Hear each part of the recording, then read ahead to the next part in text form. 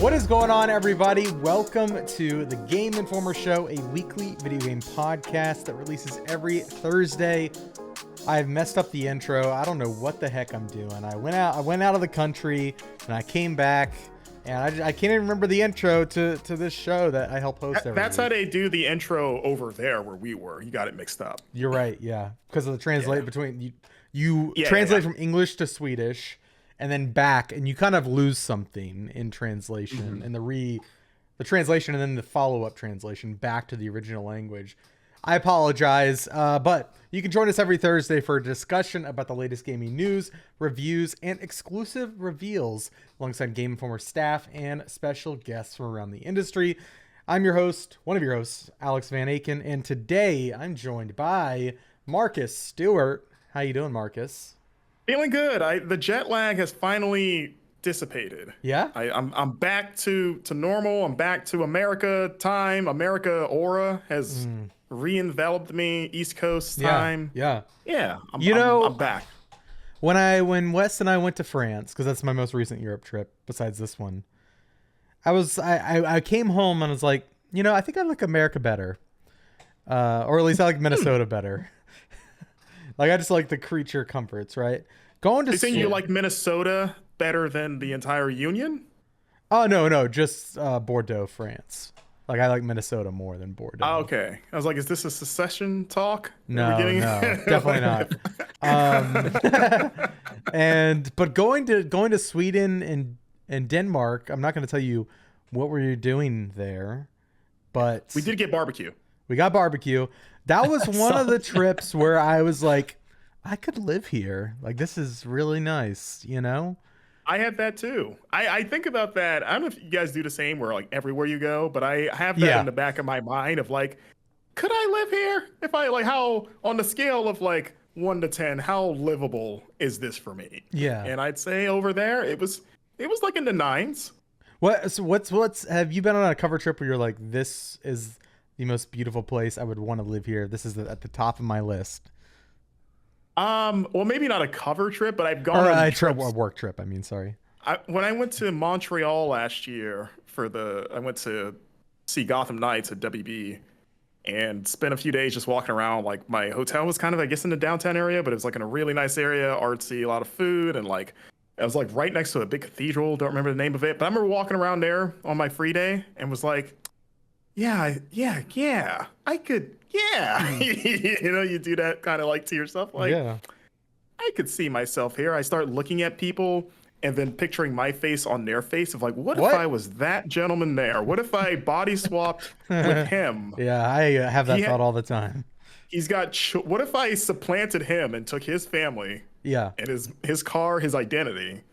You hitmaned him. Yeah, I was trying to frisk him for his credit card info of like, let's make this happen. Let's just go all the way. Yeah.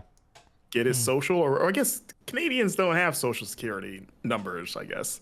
I don't know. Right? Do we know that? If you're Canadian, please write in. It's... Wait, did you say Grenadian? Canadian. Oh, it's like, that's a different country. No, Grenadian. My grandfather's Grenadian. He served in the war. Right. That's what they call the vets. Yeah. We're also joined and rounded out by the news hound himself, Wesley LeBlanc. How you doing, Wes? I'm doing good. It's great. Love is Blind is back. Yes, that it means is. Life is good. Yes, it is. And I'm happy. What episode are you on? Episode 5, the first of their honeymoon when they're in the like resort. Okay. So I've still got like 5 episodes to catch up on. Yeah, I'm ahead. I think I'm 2 away from the weddings. I'm trying to do it fast because TikTok is. I'm seeing a lot of good TikToks, and I don't want to get spoiled. But I've been seeing some some TikToks about Izzy. Then I'm like, I got to get to this. Yeah, that checks out. He's something. Yeah. It's a strange season. It's not as immediately messy. Like, I'm like, okay, maybe these are like all decent people, and then I'm like, okay, actually, I don't know. It's starting to be a red flag. That's a red flag, and this guy's always got some kind of American flag shorts or shoes or shirt on, and my God, looks like Robin Williams. There's a lot what going was his on. Name again? I was this tweeting season. about him the other day. JP, dude. It stands for just poop, just poopy. That's his personality. Well, I'm glad Love is Blind is back, but we're officially in October. We're recording this October 10th. We're going to be talking about Lords of the Fallen today. Wes reviewed it for us. He beat it after nearly 50 hours playing it. So he's going to be diving into that. And then we're going to talk about our backlog lists that each of us really need to get to before Game of the Year season starts, because as part of our job, we have to weigh in and vote on what we think are the best games of the year or our favorite games of the year.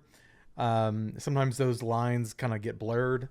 But we're each going to be bringing 5-ish to the table. And I figure this is Marcus' idea. I figured Marcus probably thought it was great for people to hear what we were interested in going back to playing. That might inspire you to do the same, or maybe not. And then we've got a lot of listener questions. Marcus reached out on Discord, and a lot of folks talking about backlogs, asking about recommendations for games, asking about how to deal with tendinitis in gaming. It's which I have experience in doing. It's gonna be a fun episode. And let's have some fun. Yeah, tendinitis. Let's freaking go, dude. LFG. That wasn't the rallying cry, but yeah. Real quick before we get into all that discussion, if you want to support Game Informer, go grab a single issue at your local GameStop, or go to GameStop.com/Game Informer. Scroll past our recent reviews, and you'll see all the magazines that we have available physically. Or you can go to GameInformer.com/magazine, sign up for a digital subscription, and you get the digital magazine every single cycle as part of that issue. As part of that subscription. I do want to say, starting with issue 360, which is our Assassin's Creed Mirage issue, the price is going to be $7.99. That is an increase from $5.99 for the physical issues. There's going to be, that's all I'm going to say for now, but it's well worth $7.99. If you haven't read one of our magazines before and you just listen to this show, highly recommend going to pick that up. That does really, really support us and shows our parent company that, frankly, we are worth their investment. That's about all I'll say on that, but it really does help us. If you want to support us, please go and do that. It really helps. Let's get into the topics today. Wes, you've been playing Lords of the Fallen, the latest Souls-like. Of course, there was a previous Lords of the Fallen that came out in 2015, I believe, around then. Yeah, 2014, yeah. This what is a sequel, but it was started as a sequel and now it's a reboot. The naming convention is silly. But it was like a sequel and now it's a soft reboot, and this one takes place 1,000 years later, so it's not even okay. So it's just another. It's the same name, and it might as well just like completely erase the other game that exists. Yeah. Like they want this to be Lords of the Fallen. Yeah. Can we point out that this game has gone through 2 name changes? Because it was originally Lords of the Fallen 2, of course, which makes sense. Then it was the Lords of the Fallen, which was bad, but at least it kind of stood out a little bit of like, okay, it's got a the, and then they said no, thank you to the the, cut that out, and then we're like, hey, Lords of the Fallen, that's good. Didn't think like that's nice. Why didn't we do that? Just Lords of the Fallen. We haven't. So to be clear, you've been playing the parentheses 2023 game. Yeah. I just want to note, like, I don't know what is up with this industry and just abandoning sequel titles or names or colons and all that. Or sanity. It's just like God of War, Lords of the Fallen, Forza Motorsport, like everything has to be a soft reboot these days. It's frustrating. What was the first game to do that? Like, hey, this is a reboot and we're just gonna call it the first. Was Sonic 06 the first one? That's the earliest one I can think of. Like, because they were it's just called Sonic the Hedgehog because it's like the next big evolution. Yeah. That's the earliest I can think of off the top of my head. What about, did Metal Gear do that at all? No, they haven't yet. No.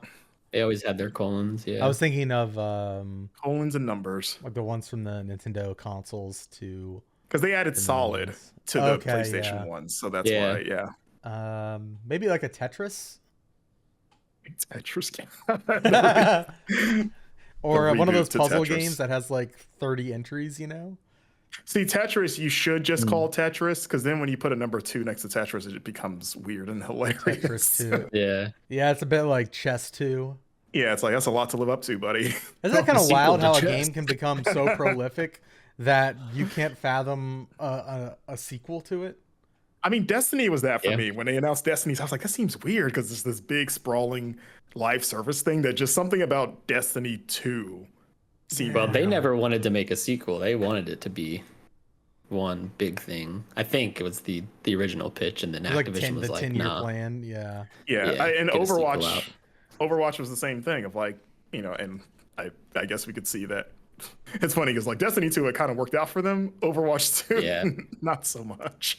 Now Overwatch 2 isn't getting all the features that we were like, okay, this makes sense to be a sequel. Now it is just literally Overwatch, but a little different. Yeah. That should have been the subtitle. Overwatch : but a little different. Call of Duty's Call of Duty's not doing it. They're the Modern just Warfare using the same kind of. They're going At least they swapped it to.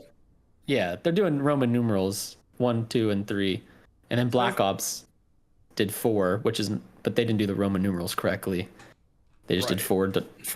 That still irrationally upsets me, by the way. Like I remember saying that and just being just so peeved of like, just so stupid.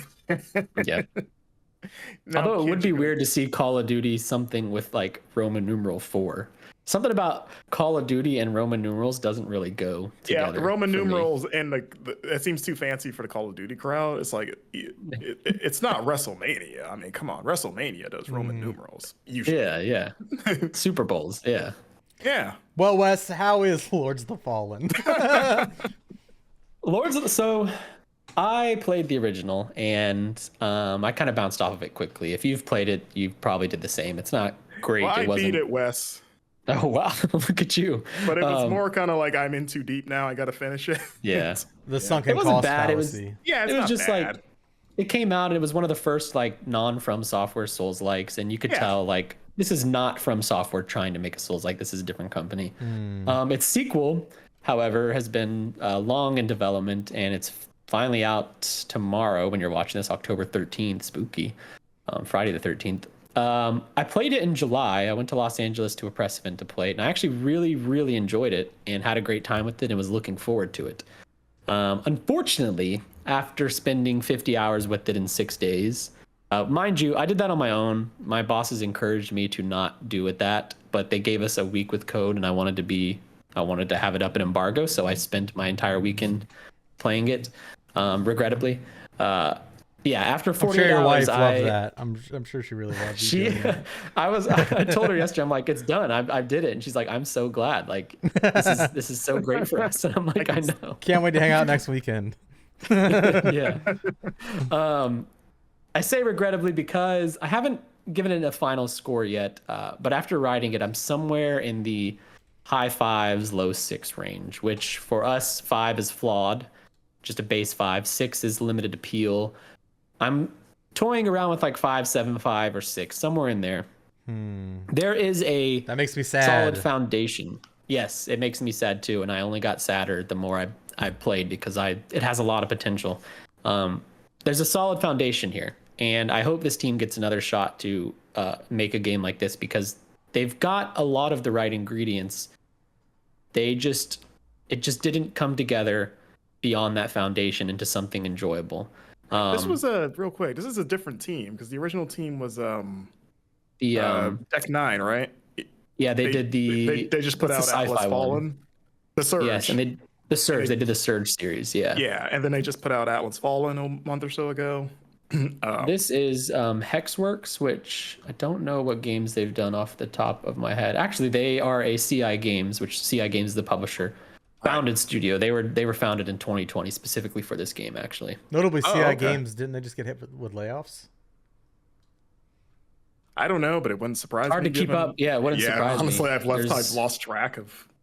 We wrote like 5 layoff stories last year. I am wrong. Okay. I saw I think they might be hiring actually. Okay. It's hard, there's so many of those posts happening. Yeah. So like it starts really good, and what I played in my preview was actually just the beginning of the game, I found out. And I really enjoyed it. And even playing this, I was like, oh yes, this is great. I remember playing this. I'm enjoying it. And it's all working. The combat feels good. The exploration's really nice. It's a pretty game. It has all the, I don't want to say tropes, but like the usual suspects of a Souls-like that I want to see in a Souls-like. Yeah. Like the challenge and the dense lore and the kind of obfuscation of things. And at the heart of it is this really awesome and impressive mechanic. So there's two realms here. There's Axiom, the realm of the living, basically, and Umbral, the realm of the dead. And you have a special lamp that when you shine it forward, you can look into the realm of the dead in real time. So I could be in the realm of living and, oh, there's a wall here. I can't go forward. I shine my light and I can see in the realm of the dead, there is no wall there. So I keep the light up and I walk through the wall. And it's like, because I like kind of peered into the realm of the dead. And you can even fully transport yourself into the realm of the dead, which has more enemies, chests to find, different platforming elements. But once you're there, you have to find a special thing on the ground, basically like a mini bonfire type of thing, to get you back into Axiom. Very cool, very impressive. I played on PC, but I know it works on PS5 because I've played the PS5 version as well. It's like one of those mechanics that feels new gen, even though we're like 3 years into this gen. Yeah. It's becoming a popular thing. Maybe it's because of the nature of how SSDs work. It can run like multiple environments at once. I mean, if you even think about like the early Ratchet and Clank, that was like one of the early this gen. That was like one of the big features. Yeah, or even like I feel like the medium. Yeah, I was gonna say like that was a big thing. We're seeing that with Alan Wake 2's messing around with that. Yeah, it's a cool mechanic, and I'm cool with more developers doing it more because I think it's really fun and exciting. And in the beginning, I'm like, this is awesome. It's like when you die, you get transported to Umbral, so you have a second chance at life. Like if you can survive and hit that bonfire to get back out into the realm of the living, you don't die, and you get to keep your vigor, which is like your souls or blood equivalent. And it's nice. And there's like, oh, I can't progress in the realm of the living. Let me go to the realm of the dead. Oh, perfect. There's a bridge here I can go through. Or I can pull that platform towards me and walk across it now. It does a lot of cool stuff. But I'm playing more. I'm enjoying the exploration. I'm enjoying the combat. I'm seeing new enemies, new bosses, new mechanics are being introduced. And then I hit it's basically the halfway point. There wasn't like a set moment, but I've kind of realized about 25 hours in that like, okay, it's starting to lose a little steam. I'm seeing a lot of the same enemies. Umbral is not that fascinating anymore. It's just reusing enemies. Many bosses quickly become standard mob enemies. The bosses aren't that interesting. Like I'm not seeing anything new. And I'm like, okay, this is a little worrying. And then fast forward to me rolling credits the other night after 48 hours. And yeah, that second half just completely loses all the steam and gas of that first half. That's a bummer. And again, there's not like a set point where it happens. Just looking back, I'm like, yeah, after halfway, I stopped being wowed, and the game got very repetitious, and the environments weren't as interesting, and I found myself just sprinting to the next bonfire. You think they ran out of budget, like in terms of like dev time? Like, all right, we've got, or maybe the game's scope was like too big. There is like definitely an element of like feature creep, I think, in here. Like there is a lot going on, and you will be like, there's a shocking amount of tutorials in the beginning, because there's just so much happening.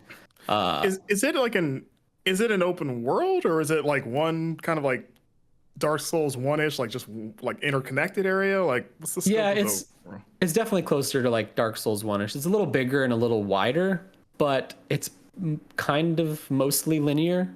Okay. So your goal is there's 5 beacons you need to light in the world, and they're like shining red in the sky, and you can see them all around the land, which is Mornstead. And yeah, it's a pretty linear path from beacon to beacon, but there is like plenty of exploration on side paths, and you can go for this beacon over this beacon, which I didn't even realize. I just, in talking to someone else, they went to this beacon before me.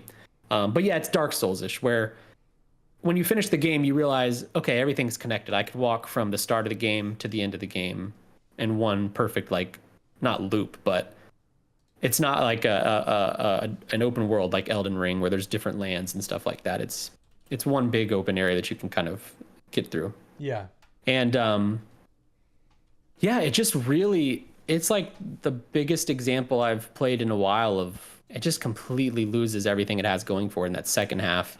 And then when it's lost everything going for it, when I'm not seeing anything new and I'm not having fun exploring, it does something which is like the biggest flaw I think a Souls-like can make, which is mistake like carefully crafted challenge of a Souls-like, something that From Software is, you know, they're the masters at. And it mistakes that for let's add more enemies.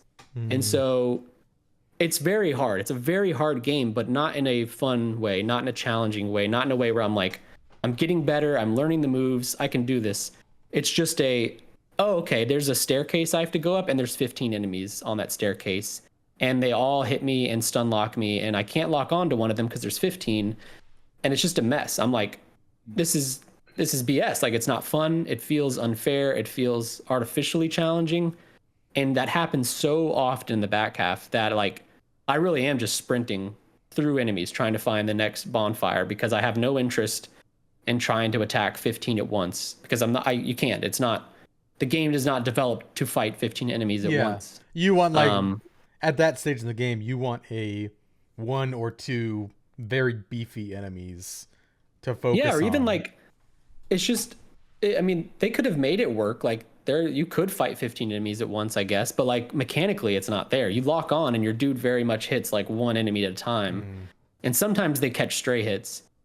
But while you're attacking that one enemy, the other 14 are all slashing at you. And it's like, I don't know what I'm supposed to do to prevent that. I can block one of the attacks, but then the 15 that are on my back are hitting me, or the 3 over here on my side.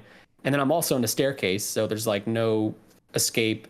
You can't roll through enemies often. Like they lock you into place. You can't just roll and push them out of the way. And then like on top of that, a lot of these enemies are super frustrating to deal with. Like ones that use magic can snipe you from so far away that it's BS. Like you think you're like completely in safe distance and they're shooting magic from a spot you can't even see anymore. Sometimes the magic goes through walls and kills me while I'm like climbing up a castle barracks or something. Other times these enemies will follow you for minutes. Like, you know how in a From game you can run or not a From game, in a lot of games you can just run from an enemy and after like 30-40 seconds you've cleared past their area and you're good. And you kind of rely on that. That's part of the gameplay experience. Not here. These people will follow you to the end of the earth, and it is so frustrating because I'm like, maybe I am supposed to sprint through here. There's 15 enemies. There's no world where I'm supposed to like take on all 15 of them here. So maybe the game's telling me to sprint. So I do that. And then I look behind me and all 50, I've got a mob coming after me. And they've been following me for like 2 minutes. Yeah, and new ones coming. And I'm like, friends are like, whoa, what's going on over there? Yeah, it was just so frustrating. Like, I want to see a video of that. That sounds like a nice Benny Hill chase. I should capture some so we can do something with it. Cause like it's wild. And it sucks because it's like, I love how hard Souls-likes are, and I love the challenge, and I love organically becoming more powerful, learning their moves, learning how to parry this specific attack at this specific moment to defeat them. And then in Lords of the Fallen, I just don't get any of that. Its version of challenge just feels so artificial and unfair, and it makes the back half of the game a complete slog. I don't know why specifically that back half, but it's just, I stopped seeing new enemies. The world became a lot less interesting. Bosses weren't interesting anymore. And so like, yeah, it just was a slog. I mean, it was an exhausting slog. And by the time I finished the game, when I rolled credits, I was so happy to be done with the game, and not in a like, oh, I've finished God of War and this was awesome and nobody can spoil it for me type of thing. It was just like I'm done, delete from library, uninstall. I don't want anything to do with this game anymore. Like and that's a shame because I had really high hopes and there's something really solid here. It just did not come together after rolling credits. Man, that's too bad because I was excited for this game too. I remember reading your preview from a few months ago and you seemed pretty high on it. And like I said, the first one was like, it wasn't bad. It was just kind of bland, but it was like solid. Yeah. Like there was a foundation there. And I just hope that after years of like, not only more From Software games, but just other From Souls-likes, there's like, okay, they've got a lot of things to pull from in terms of like do's and don'ts and just ideas. And especially this year where the kind of the other bummer is that this was one of sort of the big three for like Souls likes, and 2 out of 3 of them wound up being good. The other 2 being Wulong Fallen Dynasty, and then Lies of P, which that one seemed to be a pleasant surprise for a lot of people. So it was like, okay, this is the last one. Let's see if we can make it 3 for 3, baby. And then it's like, nope, had to. Yeah. Wulong was like our Sekiro. Lies of P was our Bloodborne looking game. It plays a little more like Sekiro, and this was supposed to be our Souls, and yeah, it did not. Compared to those 2, I loved Wulong like a lot, and Lies of P I gave my highest score here. I gave it a 9.5. I adore that game. It's one of my favorites of the year. And then playing this, I was just like, man, we're not going 3 for 3 this year. Yeah, like not a good year to not make a good Souls like, unfortunately. Yeah, it's a shame too, because like. Oh, I can say shout out real quick. No disrespect. Blasphemous 2. It's a 2D one of those. But yeah. That game's apparently really good. Brian Shea gave that a pretty high score. So I don't want to. Yeah. I want to appease the Blasphemous crowd. That can be the replacement for this of the 3 for 3. Yes. Yeah. Yeah. It's a shame. The foundation is like so solid here. Like it feels right. It plays right. And it's doing a lot of what makes a Souls like good correctly, but then the repetition, the boring world design, and like the artificial unfair challenge, like especially that part, I really hone in on that on my review. Like it feels unfair, and their version of challenge is just add a bunch more enemies. And I think like to have a successful Souls like, you have to nail that feeling of challenge. Like that's key to the entire premise of the genre. Is takes you to the brink of misery where you're like, I hate this. This is terrible. And then you beat that boss and you're like, this is the best damn game I've ever played. Like that is that's what a Souls like is for me. And here I was just in that I'm not having a good time mindset for so much for the entire second half of the game, unfortunately. And it's a shame. I will say it's going to be very popular on Twitch. Like this game has a lot of what I would call Souls-like BS, where you turn a corner and someone rolls a rock and you die immediately. Yeah. Like watching my favorite streamers run from 15 enemies at once and get frustrated will feel very good. And I'll be like, this is fun to watch. This is Schadenfreude at its finest. So you're saying this is a future Super Replay? Yes. Yeah, I would love to watch that. I just don't think in this especially busy month, I'm not sure you need to go out and spend $60 or $70 on this. There are better Souls-like experiences to play this year. And even if you have touched those, I don't know if you should. I don't know if Lords of the Fallen's worth your time necessarily. Yeah. I just remember Remnant 2 came out this year too, and people seem to really like that one. For another Soulsy. So this is a pretty kind of like a low-key stacked year for Souls-like games. Yeah. In case it wasn't stacked in other ways. But yeah, that's too bad. That's a bummer. Yeah, it is. This is the one out of those, kind of callbacks to From Software games out of those 3. This is the one I was most looking forward to. Like, I do have a question though. Like, one of the things that really kind of struck me in the trailers and everything that I watched before launch was like, it seemed like it was really delivering the sense of dread and more like a front-facing horror in terms of like, this feels scarier than the other games. Would you say that is true, or does it kind of not really? Because I was watching I've played enough to see the opening cinematic, where the red dude with the swords and his 3-headed beast that he's riding, he seems pretty creepy, but I wasn't sure if like that, and I was like, ooh, like I'm intrigued to see more. Does that not? No, yeah, it's I like the world. It's not like horror based or anything like that. It is very exactly what you would think of a fantasy Souls like. There's a swamp, there's castles, everything. The world sucks to live in. Like, obviously, no one would want to live here.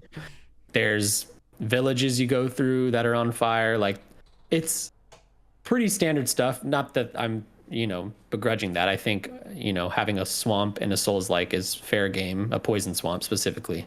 And I expect it at this point. But yeah, nothing really like blew my socks off in that way. And now that you mention it with the horror aspect, yeah, it does kind of seem like it would lean into that, but not really. I mean, Umbral, I suppose, like the Land of the Dead is kind of horror-esque, but it's very gray and blue and almost like Geiger-esque.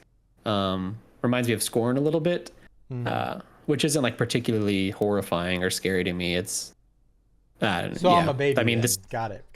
Cool. Yeah. You're just a baby. You need to get good, scrub. Yeah. Hey, how about you go watch some more horror movies and then get back to us, huh, Alex? Any other thoughts, Wes? Wrapping up. Do you have any advice on builds or anything like that to have the most fun in this thing? So I did like a pretty straightforward strength build, which is unusual for me. I actually typically go magic in these games. Oh. Okay. But when you're creating a character, the magic builds, I forget what they're called, like the magic preset. There's characters like the or whatever. Pyrrhic cultist and yes, it's like a preach or something like a preacher. Not a preacher, but like a big mace. He's a big robed monk dude. Yeah. It called like when you click on those, it says like advanced class, which to me is like don't play this necessarily on your first go. So I didn't. I did like a strength build with the black feather ranger guy who's like the Bloodborne looking dude from trailers. Yeah. And then I get into the game and I'm like, I kind of wish I did magic because so much of I'm picking up a lot of spells. I'm picking up pendants and rings that are, based around magic. Even items. Every item you pick up has like a half sentence explanation of what it is, par for the course. And then it says to learn more, increase your radiance or your inferno, which is like your magic stats. So you have to like increase those 2 magic stats to learn more about the item that you have, which is frustrating for me because like when you commit to a strength build, you don't mess with magic at all. Like you got to put everything into strength. And so I did. And I felt like I shouldn't have. I felt like I should have gone magic. So if you've played a Souls-like before and feel pretty confident, I would, give magic a go. I don't know how magic plays too much in this game. I toyed with it a bit, but I was already too committed to strength. But yeah, I'd maybe give that a go. And then also I just want to say like, I obsess over beating games. Like when I start a game, I really commit to beating it, even if I'm not having a great time. But if you're someone who like doesn't, and you'd be fine with just playing 20 hours of a Souls-like and not worrying about beating it, I think you might actually have a good time with Lords of the Fallen. It's those first 20 to 25 hours, like those first 24 hours, I really had a good time. And it does a lot of cool things and it's really neat. It just has a huge and very hard fall off. So if you were excited about this, maybe give it a shot. You'll have like half a good experience. And then what that second half does to you will vary. If it's like me, it kind of taints the entire game for me. But, maybe you'll have a good 20, 25 hours with it and call it a day when it starts to get frustrating. Okay. Well, cool. Well, before we transition to our backlog lists, I did want to talk about a game I've been playing, which I realized after we'd started recording. But I've been playing Cocoon, which Kyle talked about. It's the who's the developer? Sorry, a developer is that's a movie. That's not 20th Century Studios. It is Geometric Interactive, which I believe is headed by I think it's like Jep Carlson. Is that their name? Yes. Yeah. Yep. Former Playdead, and Jacob. It's like it's studio founded by 2 former Playdead employees, but it's this isometric puzzler, and the core conceit, if you missed last week's episode, is you are stacking these orbs. You're almost like a bug carrying, these orbs, and there are certain mechanisms in the world where you can place the orb into this socket, and then you can go inside of that world that you've been carrying on your back. And so it becomes this puzzle of zooming out of one world with another world on your back, and passing by an objective or by an obstacle that maybe isn't there in a different world, and then coming back to it's like that. The concept of it's almost Inception a little bit. Some of the themes that they explore. It's almost like a Russian nesting doll. Yeah. And So you're just kind of carrying around these orbs, solving puzzles. There is no combat on your end. There are boss fights and enemies that you want to avoid, but you're never actually attacking in like a direct sense. You are interacting with the environment, moving around, solving puzzles to defeat, occasional enemies. But for the most part, it is very much like movement puzzles.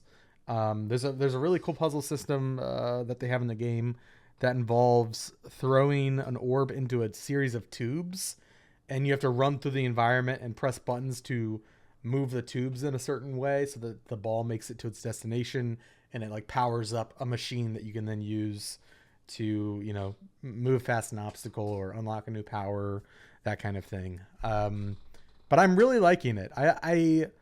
I think if you are somebody who doesn't like puzzle games, I don't think you're going to like this. It's at times brain breaking.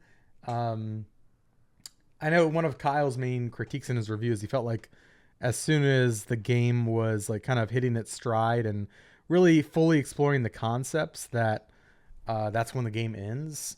And I'm 48% through the game. Maybe I'm just more dumb than Kyle, but I kind of disagree a little bit. I think, I'm about 2.5 hours in, and I'm like feeling like it's hitting its stride. I've got another 50% of the game to go. It's only like 4 or 5 hour playthrough. I'm really enjoying the puzzles. I'm enjoying the world. I'm playing on Switch, notably. I will say that the Switch version doesn't run great, but I was kind of expecting that. There's a lot of really complex animations going on in this game, and and a lot of particles as well, and that's when the Switch kind of noticeably drops frames. But like the actual gameplay portions when those animations aren't going on, it's been fine. And it was one of those games, like, we've got so much stuff coming out. I wanted to make time for this. That's why I picked it up on Switch and played it on my flight to Sweden. And so if you're in that boat, you're looking for something bite-sized and really interesting and different, that's exactly what Cocoon is. I think, again, if you don't like those isometric, action puzzle games sort of vibe, this probably isn't your game. There's really not a narrative. That's actually one of my main, I don't even know if it's a critique or an observation. I haven't decided yet. But there is not really like a narrative that is pulling you through this experience. It's kind of like, and maybe this is just like a testament to how interesting the world and the animations are. But from the beginning of the game, you kind of bloom out of this cocoon, your character, and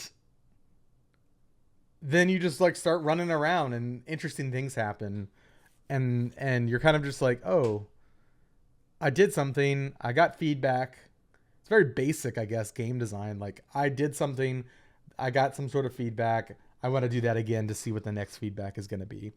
And there's not like where I'm at so far, there's like no words spoken, no text in the game. It's literally just animation. And a weird looking alien world. And that's kind of like the main thrust, Yeah, which to be fair is like, I mean, it's not Play Dead, but it's very Play Dead style. Like, their games, they don't do text or but dialogue. It's very much, but I mean, even in Limbo and Inside, you can kind of see like what's Limbo. It's like, you want to rescue your friend, and inside you're running at the start. You're running from the people who are chasing you at the start. Yeah, like there's little things that you can, like a through line that you can kind of grasp and sort of fill in the gaps along the way based on your own interpretation. Cocoon, you literally just spawn into the world and that's it. Like, there's no, which I mean is that's just true to life, right? Don't we all just spawn into the world and that's it? Yeah, I guess. So let's get into our backlog lists. We each brought 5-ish, and Marcus wants us. Marcus, do you want to explain what we're doing since it was your idea? Yes. This is my harebrained scheme. I figured since we're in October now, it's the busiest month of the year suddenly. And this is about the time of year where not only just like games media, but anyone that's an enthusiast starts to look at their backlogs and has to start making a few sort of Sophie choices, for lack of a better term, of like what am I gonna keep playing and what's gonna have to maybe go in the freezer for a bit as all these other games are coming out. And I thought we would do that here, where we would take a few games that we're really excited about that we've either started playing and haven't finished, or maybe we want to get to that we haven't started yet, and just rank them in order of like least likely to start or finish versus least likely to start and or finish. And yeah, I think this will be a nice exercise of honesty with ourselves. Yeah. So I can kick things off if you'd like. Yeah, let's do it. I'm down. All right. So my number one game, and again, this is the game that I'm pretty determined to finish, or most determined to finish, is Final Fantasy 16. I'm been playing it pretty much off and on since launch. Things have gotten in the way, but I'm pretty deep into it. I have every intention of wanting to finish it because I'm really into the story that they're telling, and I enjoy the combat a lot in the world, and I really like the characters too. Like, it's one of those games where I'm happy to see people when I go back in, like, oh yeah, my crew, all right? And I got a pet Torgal and all that stuff. But like the last time I played, the story hit like a crescendo where I was like, oh, okay, this was a good place to stop in terms of like, can't wait to get back in there. Yeah. I'm afraid of saying where I am in front of you, Wes, because you finished it, and I know I'm far. I don't want you to burst my bubble and say like, oh, you've got like 50 hours to go, buddy. But like my only barometer for like knowing how far I think I am is just how many icons I have, and I'm like, okay, I've got more than 3. I've got like at least 4 or 5, I forget. But I've got enough to where I have to change them out and can't I have more than I can equip at a time. I don't like this weird smile you have in your face. I just what's the last icon you got? Should I say? Yeah. I won't tell you how far you are. I just want to know. I don't know if your face won't betray you. But okay. The last one I got was Titan. Wait, was it? Yes. Titan. And I've done some stuff after that, but that was like the last one that I got. So yeah, I guess take that for however you want. Everyone at home that has finished the game, or I want to know, Wes, how long does he have left? You don't have to tell him. Can you tell me? Wes starts cackling maniacally. You can definitely do it. Is it less than 10 hours? No. Oh God, no. I know things about, like, I know there's at least one more I have to get, like one more icon, and there's no way it's gonna wrap up in 10 hours. You're a bit into you're a good bit into the last third. Like, you could definitely beat it with a good solid week, depending on how much you play of time. Also, if you're playing on, well, you have to be playing on PlayStation 5 actually. It has that little thing on the home screen. It tells you progress bar thing for the missions. That is accurate. It is one of the few that is accurate. Like, when you beat the game, it will say 100%. So wherever you are is a good tell of it's just tracking your main quest. Okay, cool. Yeah, I've been pretty thorough with side quests too in that game. Even though a lot of them aren't like anything amazing, but it's one of those games where there have been a few that have been actually really good. So now, because of those few, it's like, well, now I have to do all of them because there might be other exceptions, right?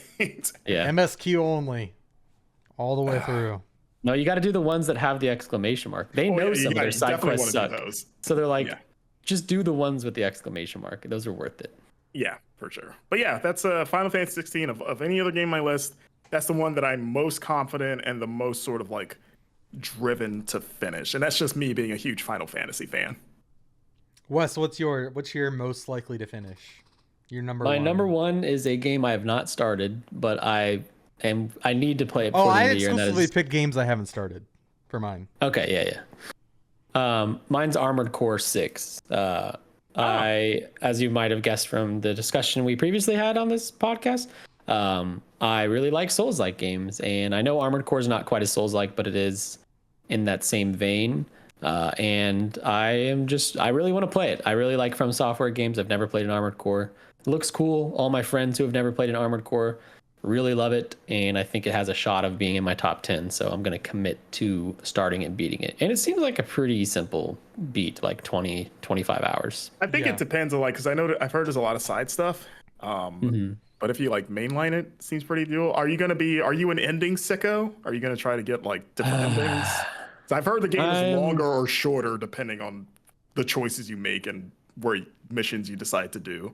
I'm a platinum sicko, which is potentially worse than being an ending sicko. So it's much worse. I might. I know a few of you, and I you're might all do that. sick in the head. We are, yeah. I used to be one of you, platinum them, but I got healed. I'm jealous. It took me 102 hours to get the platinum in Final Fantasy 16. I used to buy games just so that my score would go up. Like if it was an did easy you buy one. that Avatar game that was like notoriously easy to get like 1,000? No, I remember. Score. Oh, the Avatar one, back on the 360. Yeah. That one. I rented it. I rented it. Oh yeah, I got the 1,000 on Peter Jackson's King Kong without even trying. I remember one time I played one game of Madden 09. Was it Madden 09 or Madden 06? No, it was Madden 09. And I got like 700 gamer score in one game, and I was like, this game rules. I like football now. Yeah. My number one is Viewfinder. Again, I haven't started it, but it's high on my list. I've been following the game since its early tweets for Screenshot Saturday and stuff on social media. And I like puzzle games. That one in particular has to do with the camera, which I like. I like cameras, and I hear it's like not too long. So no, it's like because I finished it. It's probably like 4 hours. Yeah, perfect. So that's number one on mine. Marcus, what is your number two? What game? My number two is Sea of Stars, which I started on the flight for our trip that we just got back from Alex. That's pretty much the game I played the most. And I'm like 7 hours or so in. So I still got like a decent ways to go. But the game, from what I keep hearing, is about 20, 25 hours, like totally doable. Yeah. And I'm also really liking it. Like I want to see the end of that game because I've been having a really great time with it. So yeah, not much more to say about it for now. Like I'm still like, things are still opening up, but like I said, I've enjoyed what I played, and yeah, that's one I definitely want to be able to talk about at length when our Game of the Year discussions start. Mm-hmm. So, yep, Sea of Stars, baby. Wes, what about you? My number two is Tears of the Kingdom, which Shame. I don't actually know if I'm going to beat that game by the end of the year.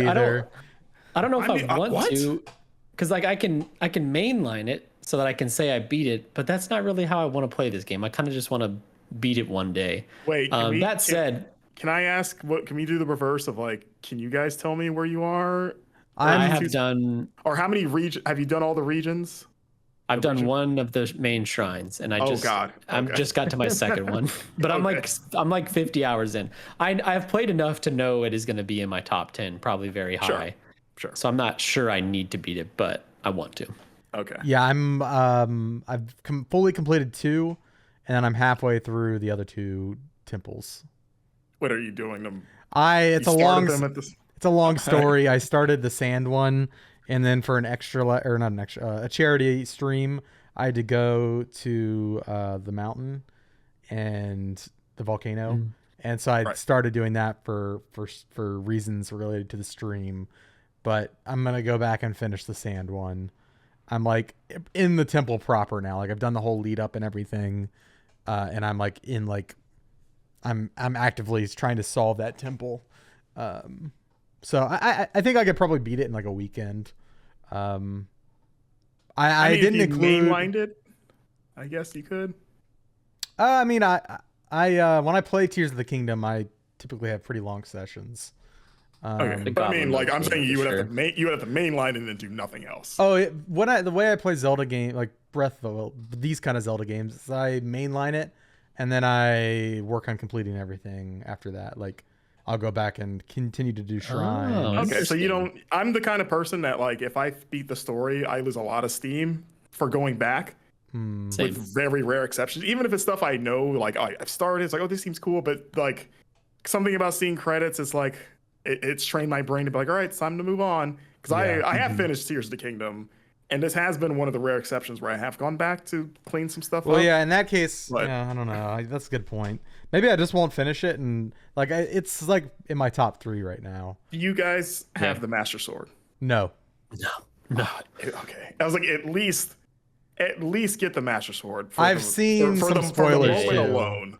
Yeah, I've seen some spoilers, and I'm really bummed that I got spoiled. I haven't seen anything, and I'm tired of hearing about how good the ending is. And I'm hearing about the ending too is great, but I was like, I don't know if you'll get there. But at least the Master Sword is another exceptional moment. So it's like at least you'll have that. I've heard the song that plays near the end of the game is like one of the best video game songs of all time. Like I've heard multiple people say like they were tearing up listening to it, and I am a big sucker for video game music. Yeah. I could see you. I could see it getting you, Wes. It is. I'm very excited. Yeah. I think I'm going to finish Tears of the Kingdom. Breath of the Wild is like one of my favorite games ever. I want to get a Breath of the Wild tattoo still. I'm gonna finish Tears of the Kingdom. I'm just savoring it. Can the Breath of the Wild tattoo just be a like barely filled stamina meter? Perfect. Yeah. I was thinking it would be the number of shrines I've completed. Oh, I thought you would just be all the shrines. And every time I complete a new one, I'll have to get a new tattoo and like a new update. Because you know they like display them and it's like boom boom. It's like rows of them on the loading screen. Yeah. That's cool.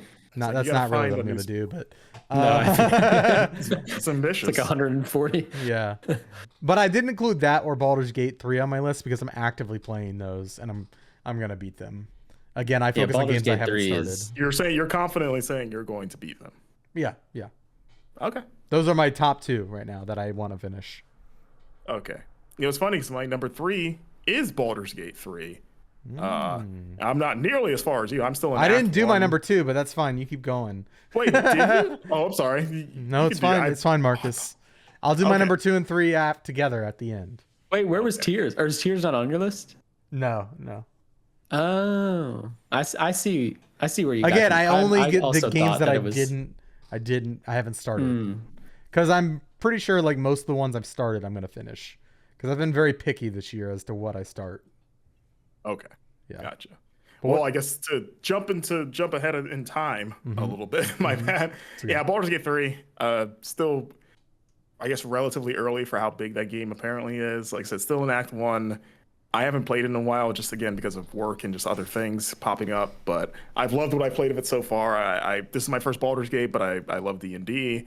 And from what I played so far, it has realized that D&D fantasy to the point where it's like, I got to see all the wild, wacky things that could happen. And just hearing so many stories from people online about stuff that they've either discovered or just like ways to deal with situations that's the main thing that makes me want to keep going back and finishing it. I really need you to finish it because I don't want to get to a situation at the end of the year where I'm vying for this as the best game and nobody else has finished it. That kind of thing. I think a few of us have started it, but has anyone on staff finished it that we know of? I think I'm closest. Are you the furthest? I'm furthest, yeah. Okay. You think Miller should have started, right? He's Mr. He started. D&D. He did an op-ed on it, yeah. Okay, you think I wonder if he's done. Do you think? I don't think he has enough time to be done. I'm like a couple hours into it, and I know it will grab me, but it didn't immediately grab me because this is not the type of game that can grab you in an hour or two, just because it's so involved. And I just don't. There's no world where I beat it this year. I want to put like 100 hours into it, and to play it properly, I won't be able to do that before the end of the year. And also, a little inside baseball. We have to know our game of the year stuff a little earlier. By early December now. Yeah, last year it was like late January, and it was amazing. And now I'm like Marcus mentioned earlier, this really is like Sophie's Choice time. I don't like it. Yeah, you're taking Baldur's Gate 3 out back with a shotgun. Yeah. And then some of us have to play 50 hours of a game that they give us 6. And then they cry because they couldn't put 50 hours into Baldur's Gate 3. Yeah, that's a good point. So yeah, Alex, you go ahead. Do your number 2 and number 3 now. Well, Wes, give me your number 3 real quick. My number 3, quick one, is Sea of Stars. Haven't started it, but it's got everything I love about those kind of games, and I know I'll love it, so I'm going to beat it. My number 2 is Shadow Gambit: The Cursed Crew. It's a tactical stealth game. I'm told by Leo Vader that there's some immersive sim elements in it, and it looks really cool, and it's got really good reviews on Steam. When did it come out? I'm looking. It's like 2 months ago, something like that. Yeah. It wasn't over the summer. August 17th is when it came out. So yeah, I really want to play that game. and it's like the studio closed. Yeah, I was gonna say, the release of really? Yeah, they closed. Oh no. Which is a shame because right after launch too. It was pretty close. Yeah, it seems like this game was a very good game. I just don't know if it found an audience. Yeah, or which is tough to do in this year if you're not a massive IP. But yeah, it got IGN gave it like a 9, and it got good reviews everywhere. It's got 1,900 Steam reviews, overwhelmingly positive. Yeah, just then between that and also just coming out in such a stacked year in particular, it's like August was a good month for it, because I think from what I remember, August was relatively light, but even then it was just, I love all things pirates, and it's a pirate game, and it wasn't even on my radar because I didn't really know about it till reviews came out, which I was the target and it didn't hit. Yeah, this is the same team behind like Desperados 3 and Shadow Tactics. Mm-hmm. I met that team at a Desperados 3 preview at like an E3 years ago, back when E3 was a thing. Nice team. Feel for them, especially, it's like not much consolation, but at least they went out with apparently a banger. Yeah, their first Steam release, the video featured on their Steam page, is our byline, one of the best indie games I've seen from Game Informer. That's sad. This game looks so cool. Well, I'll play it in honor of them. Like the best year for gamers, worst year for developers, the people that make our games. That's ridiculous. Yeah. Yep. Well, yeah. Number 2 is Shadow Gambit: The Cursed Crew. My number 3 is Cyberpunk 2077 / like the Phantom Liberty. I'm gonna play that whole game. Before the. All right. that's a big game. You've got. You could technically jump to the Phantom Liberty stuff pretty early, right? If you wanted to, like it becomes available. I guess for Game of the Year stuff, it really is just Phantom Liberty that's really in consideration, right? I'm just gonna have fun. I'm gonna dive in. Maybe I go to Phantom Liberty. Maybe I don't, like the Dogtown or whatever. Like, can I just like drive there, or do I have to like select and go there? You have to beat Act 1 basically, so like 15 to 20 hours, and then you'll get a call, and you can't even go into Dogtown until you get that. And will I screw myself for enjoying the main game's ending if I go and do Phantom Liberty first and beat it, and then go back? No, actually, Phantom Liberty has a new ending for the base game that you can access right after beating Phantom Liberty that I think everybody should check out, because it's one of my favorite video game endings this year. But you can also just ignore that and continue 2077 and then get one of the base game endings, which are also great in their own right. Yeah, so should I not? So if I want to see the rest of Phantom Liberty, should I? Maybe just as soon as you finish Act 1, just go straight to Phantom Liberty and just get out of the way. I would do Phantom Liberty when you get the call in the game, because that's when they organically want you to do it. Okay. And then you'll have a mission that lets you access the new ending that you can do at any time, but you can just ignore it and go play however much more. And then when you get to the end, it's the end. Yeah, you'll know you're at the end, and you can at that point you could basically click this quest that you got after beating Phantom Liberty to go do that ending, or you can go do this quest to go do one of the base game endings. It'll be pretty clear cut, like which route you want to head down ending wise. Okay. Well, then I'll do that, I guess. But yeah, that's my number 3. Pretty sure I could beat that, and I want to. Marcus, what's your number 4? My number 4 is Lies of P. Yeah. Which I have not started at all. But I got it installed. Every time I go on my PS5 dashboard, I'd see little Timothée Chalamet staring at me, inviting me into his dark world of puppets. I know I'm going to love that game just because I love Souls games, and the premise has always fascinated me, and then hearing just all the praise about it. It's one I definitely want to make time for, and it has moved up the queue. Just hearing how good it apparently is. It's lower on my list just because it's the only one I have not touched yet at all. Yeah. So, it's a longer game too. It's like 45 hours just to beat it. Oh God.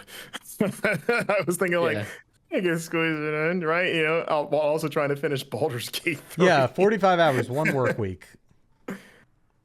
How many work weeks do we have left? Like don't 4. say that. I like to pretend that there's more time than there actually is. I think you might have 6 or 7. I don't like seeing it laid out in front of me. It's like, no, there's. My brain likes to pretend we live in like a hyperbolic time chamber-esque calendar. I need more people to beat this game. It does not have the best ending of the year, which is sometimes an award we do in the magazine. I kind of want to just go YouTube it right now. I want to pitch like most like batch wild ending. Sorry, Matt, that you have to edit that out. Because it is the wildest ending. Like, I have never reacted that way to a game's ending. And I go and watch videos of people seeing the ending for the first time just because it brings me so much joy. It's so awesome. Yeah, I've heard that, and I've had to fast forward through some podcasts that have like tried to get into it. But yeah, you're not alone in that, apparently. Yeah, it's awesome.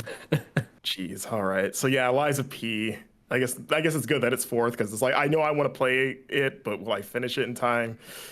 The odds are against me, I guess. Yeah. It's one of those you could at least jump into to see if you like what it's doing. Because for the like, it holds up. So once you put 10 hours in, if you're like, oh yeah, this is like one of my favorite games this year, like you can confidently be like, okay, this would be if I beat it. I don't think you need to like reach the ending to know it's a good game. Yeah. All right. My number 4 is El Paso Elsewhere. Oh yeah. Which is this indie game I've been hearing lots of good things about. I don't even know too much about it. Scaffold is the developer. That's the developer? Yep. Yes. Yeah, I listened to him on a Remap Radio podcast recently. It seems really cool. And yeah, I just watched like a gameplay clip of it, and it looks awesome. And he did all the music himself, like original tracks. There's like heard that rap and rock, and like it's all him. And I think that is very awesome. And it's just one of those indie games that slipped under my radar that I know I'm gonna love. So I definitely want to commit to beating it. Yeah, that game seems cool. Man, I should add that to my list. It's on Game Pass too, I think, which I just canceled recently. Yeah, I canceled my Game Pass. Oh. Maybe I'll resub eventually. Once they get Call of Duty and Diablo 4 is what you're saying. I just got I hit a peak with my subscription services, Right. And of course there's been like several games that have come out that are like on Game Pass. I'm like, oh. It's like I quit during the holiday season. I know, that's so dumb of me. I should have quit in January. But it's kind of freeing to be like, well, I don't have that, so if I don't get a code, I'll have to either buy it or skip it. Yeah. I'm becoming mortal again, Marcus. I've been told that Phil Spencer loses 1 month of his life for every cancellation of Game Pass. Oh, that's not good. It's like you're chipping away at his mortality. But does he gain vitality when you sign up? Yes, he's like so he's gonna live for a long time. yeah. It's not as big a deal as it sounds. Yeah. My number 4 is a game that came out early in the year. What did it hit? I don't know why I'm yawning randomly. Wake up, because I just got back from another country. That too. A Space for the Unbound. I want to play that. Oh yeah. game. Yes. I've heard really good things about it. It seems like there might be themes of like loss and that kind of thing. I don't really know anything about it. I've just seen the artwork and the pixel art, and also the people who are just saying it's really well done. Yeah, I know Kyle's a really big fan of it. Okay, yeah. Like he finished it, and that would be on my list, but I think it wouldn't be just because it's like it's a shorter game. So it's like, okay, if I start it now, I could conceivably finish that in a timely manner. So I'm not as concerned about it. It's more like I have to remember to play that game. Yeah, it's apparently 10 hours long for the main quest. Yeah, and it says it's a slice of life adventure game with beautiful pixel art set in the late 90s rural Indonesia that tells a story about overcoming anxiety, depression, and the relationship between a boy and a girl with supernatural powers. So, all right. Yeah, that game it was one of the early sort of like indie surprises because it was like January or February when it came out. Mm-hmm. Yeah. But good call on that one. Yeah, that's at the top of my list. All right, Marcus, take us away with your number 5. man, there's like 3 or 4 games that could take this spot in terms of like, there's probably no way it's going to happen. But a game that I've probably have done the dirtiest this year of like, I did start this, but it's just like, I've gone so far away from it is Wulong Fallen Dynasty. I really like that game, but man, it was just getting sideswiped left and right by like new releases or just review games. And then, Resident Evil 4, I think, came out right around it. Yeah, that sounds right. Yeah, definitely in the neighborhood. It's a good game. Yeah, it's good. I like what I played of it. Like I got past that first boss that gave a lot of people trouble. And Bolong or Wobo or I don't know his name. Big guy that transforms and he gave me trouble. Oh, you're talking about the very first boss. Yeah, the sort of like the gut check of like, do you think you want to keep playing? Yeah. You've spent $60 on this game at least. Do you want to keep going? Yeah, and then you beat his first form. You're like, hey, I'm good at this, and then he transforms. Oh, yeah, like, why did I think this was over? Of course it's not. They say that difficult. That's usually like second half game difficulty in Souls likes.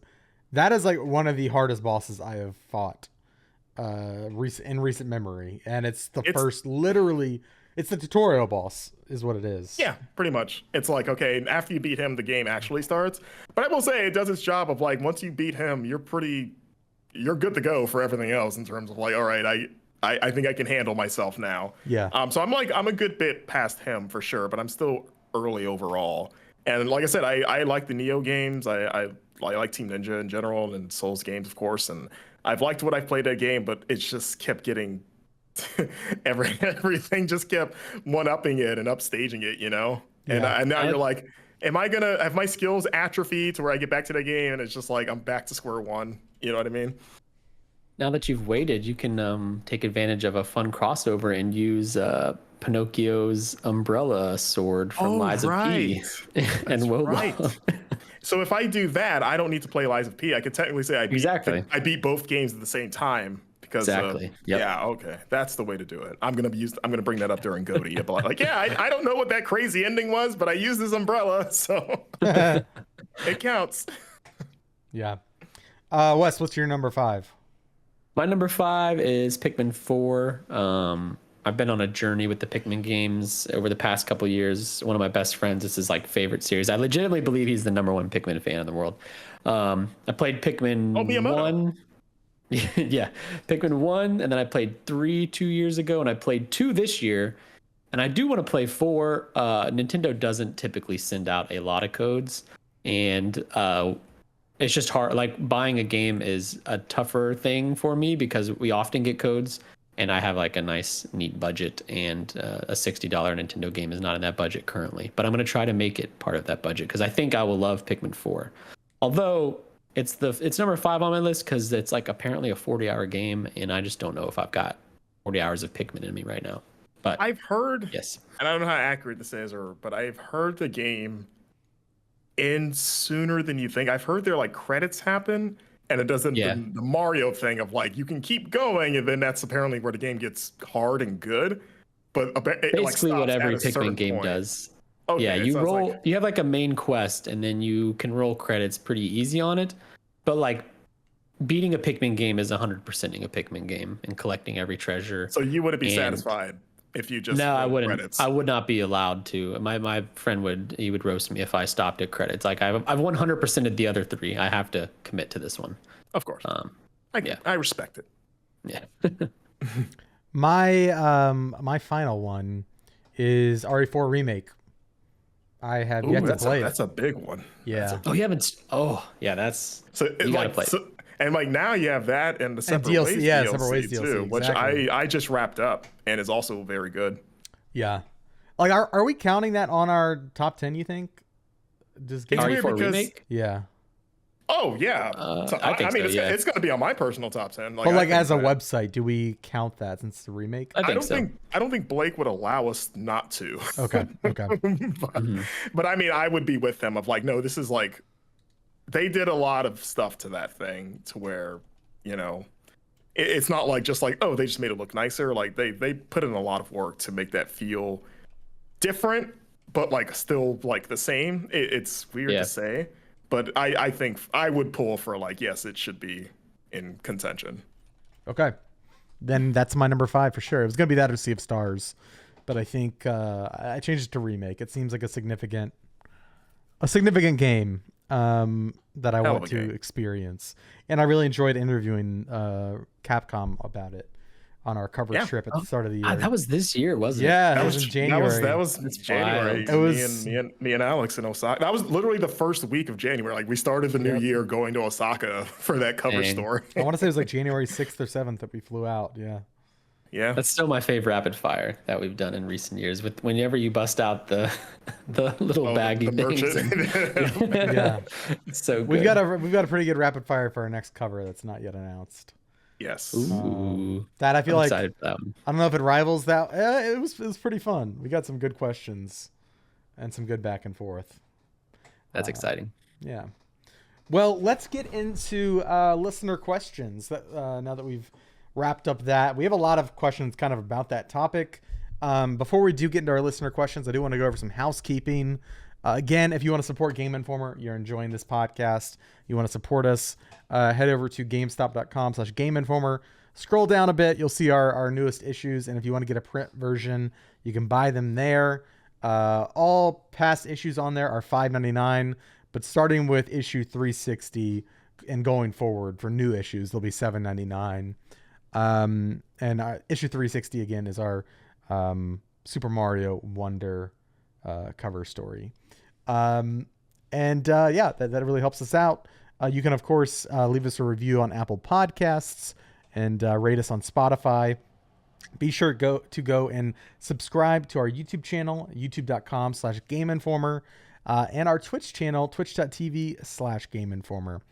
And then lastly, go listen to All Things Nintendo, which is our weekly Nintendo podcast that releases every Friday, hosted by our online content director, Brian Shea. I think that does it for housekeeping. Do want to give a shout out to Matt Storm, aka DJ Stormageddon. Go and listen to their podcasts, the Fun and Games podcast and the Reignite podcast. They also have a movie podcast called Screen Snarks rather. And there's an episode where they talk about our Spelunky documentary that Blake and I did earlier in the year. So go check that out.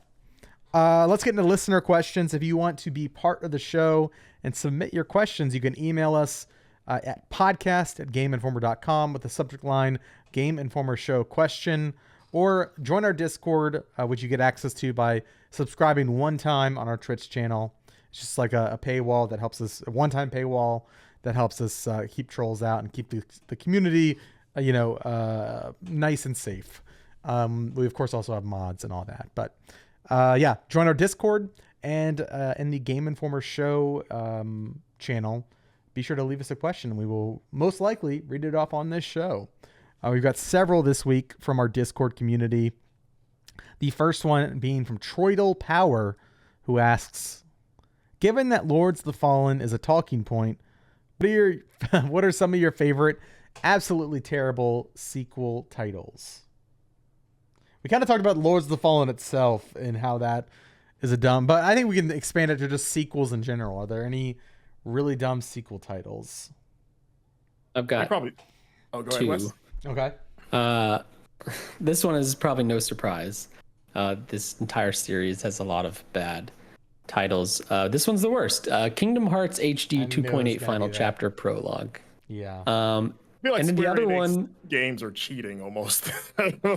Those are like the free space and the bingo card of bad sequel names. Speaking of which, I know that the sickos of this series probably love this, but Nier Replicant version 0.1.22474487139. You remember that off the top of your head? Yeah, I am one of those Nier sick. No, I'm just kidding. I just don't. Yeah, it's cool, I guess, if you're a Nier fan. And it's like, oh, that's fun. That's very Nier-ish to do, but silly. Don't do that. Remember when Jeff Keighley said the full number at like the Game Awards last year or whatever, and he was like really proud of himself? Honestly, recent memory, this might not be the worst one, but it's the one that irks me currently. It's probably still Call of Duty Modern Warfare 2 and I guess 3. Of like, sure, I was like, okay, Call of Duty, like Modern Warfare 2019, sure, because you can do it once, right? Of like just to signify this is a reboot. But then after that, you got to name it something else. You can't literally do another trilogy of the same and then name. call it the same thing, because now we have 2 trilogy. Like you can't. BioWare can't do Mass Effect 1, 2, and 3 and just call it that again and have it be new story basically. Well, if they use Roman numerals, they can. Oh, okay, my mistake. Yeah, that's true. Yeah, that's the key. Yeah, the Romans still exist in Mass Effect. But yeah, that's the one where I just look at it and go like, just a subtitle maybe. I don't know, like anything else. Yeah, you know. I think mine would be Dying Light 2: Stay Human. It's strictly because it doesn't have a colon, right? Yes, like yes. If it had a colon, it would be somewhat better. It becomes so much worse without the colon. It's like Dying to Stay Human, Dying Light to Stay. It just sounds like somebody was like in a pitch meeting and had like they were like stumbling. They were trying to have like a play on words and they stumbled through it. Dying Light to Stay Human, and they're like, perfect. Put it on the cover. What was annoying about that is that remember it wasn't even. They added that relatively late. Like it was Dying Light 2 for a long time, and then like I feel like wasn't it like the last 6 months before it came out? They were like, actually, it has a so I remember we all reacted to it like, wait, why did they add that? Yeah, like it doesn't. It made it. They just made it worse.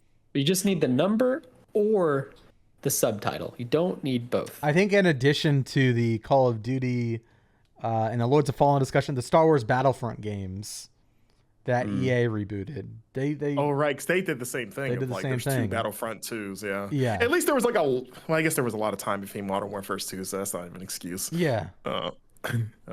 Just reusing names in general is lame. If you add like the Modern Warfare situation, or like what we talked about earlier, God of War or Prey or other Layers of Fear, that one's pretty bad. Oh right. Nobody wants to have to write the game name and then in parentheses put the year. That's no fun. Yeah. Maybe people should ask how Google friendly is your name? They should. I'm trying to think. I'm looking through my Steam library right now, looking for some, and I feel like I've hit most of the big ones that would stick out to me. Yeah. Just give them different names and you're already off to such a great start compared to what a lot of publishers are doing. You know what I don't like? And I think that this is a me problem because I didn't play the originals and so I never knew what order to play them in. But Metro 2033, Metro Last Light. But the way they do them is like Metro 2033 Redux, Metro Last Light Redux. I guess it's not that complicated. Exodus. But like, I don't know. I'm just dumb well, I mean, those are sort of like special versions of those games. I know the Redux part is, for whatever reason, my brain can't keep track of which Metro is the first one, which is the second. Oh, it's not clear. Which I mean, I kind of which is fine. I kind of like at least they all stand out. But yeah, it's not Last Light always makes me think it's the last one. Right. But then there's Exodus, like Metro Exodus. I want to think is like the first game because they're like escaping some. I should play those games. I have never played them. They're good. I beat all 3 of them. I like them. Do they seem like Alex Van Aken kind of games? Yeah, kind of like survival shooters with some horror. Okay. Yeah. I could get down with that. Also the Tomb Raider reboots. Yeah. I mean, those are fine. Those are fine. At least those are like Mortal Kombat 1, yeah. Oh, it's not even like they didn't even. It's not that they just did Mortal Kombat. They added the 1 in there. Same thing with Battlefield 1 by EA. Now I'm terrified of I'm terrified of what the sequel to Mortal Kombat 1 does. Like, don't you do it? Don't do the Call of Duty. Don't you dare call it Mortal Kombat 2. Yeah. What about Final Fantasy? Like Final Fantasy 10-2 or it's clear 11, though. It's like this is 12. If you're gonna make a sequel to 10, it's like that's really the clearest way to do it. As dumb as it sounds. And that's Square Enix. They get the pass. But then they do the Lightning Returns stuff. Yeah, Final Fantasy 13. Well, it's called Lightning Returns, and then it's Final Fantasy 13. Yeah, I'm actually gonna say that's a bad one, because he also switched up the format of the names. That's a fair assessment. That's pretty bad. All right, moving on. I've got so many tabs open here. Let's go.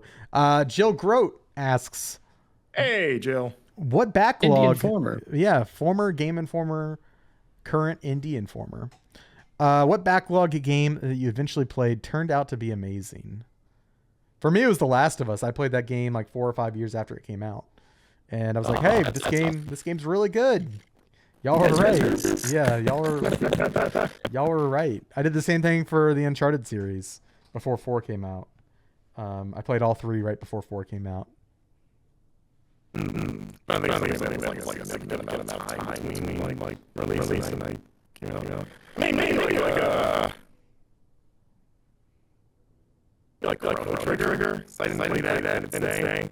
I played that when it was on the I played the PS1 version of it that came bundled with Final Fantasy 6 and 4. That was the first version that had the anime cutscenes. I forgot what that collection was called. It was like Square Soft collection thing or something. Games. But yeah, I was like, I see why people love this game. Okay. I'm a little late to this part, but I didn't play PS1 when I played it on PS2, I believe. Yeah. So yeah, I'll say Chrono Trigger. Might be Ghost Runner, which came out in 2020, but I played it last year. And I played it. It's like one of my favorite games of all time now. I am eagerly awaiting the sequel, which comes out this month. I just think that game rules, and it's all the things that Wesley likes in the game. Neon, cyberpunk, fast-paced, sword slashing, not too long, not too short, like but one game. And it rules, and the music is so damn good, and I cannot wait for that sequel. Matt Storm asks, what is the game in your backlog you are most disappointed that you haven't played yet? For me, it's Armored Core 6 Fires of Rubicon. I love that series and was desperate for a new one, but have yet to find the time for it. We're saying backlogs for this year or just in general? I think in general, like things that you're really upset you haven't played yet. Oh. I think mine is probably Persona 5. Like, that is such a good one. Yeah. Mine's probably Last of Us Part 2. You haven't played Last of Us Part 2? I've gotten through half of it. Okay. Did you stop after half of it? I stopped intentionally. Yeah, I stopped when Abby comes into play. Did you stop because of that, or just something? No, the game was heavy, and I was like, this is a good place to, I won't say who, but like one of my favorite characters got unexpectedly killed, as that happens in that series, and then people are mad about that. It's okay. Oh, not that one. A different one. Okay. A different one. I was like, do we care about spoiling that at this point? No, a different one, a different character. I was just like, I need a break. I can't wait to come back to this, but I felt like I got through a gauntlet, and then it was like, and then people were also saying the second half of the game is like really tense and scary at certain moments. Yeah. And way better than the first half, too. And upsetting too. Really? Yeah. It's very upsetting. Maybe I should just in go various back. ways. What if I should just restart? I don't know if I've ever been more frustrated at a video game character than something that happens towards the end of the game or the last third of it. If you're gonna jump back in, I would definitely restart. You'd want to like be very knowledgeable of that first half. Yeah, you don't want to come in cold while playing the second half. Yeah, but definitely worth it. But if you thought the first half was tense and heavy, the second half is even more so. So be prepared. It doesn't let up. No. You think I could play through it on easy mode, and then once I get to the part I was at, I change the difficulty? Do they let you do that? Yeah. Probably. I mean, I don't know. You just can't switch from the hardest to an easier one. Okay. Grounded, I think it's called. Yeah. Okay.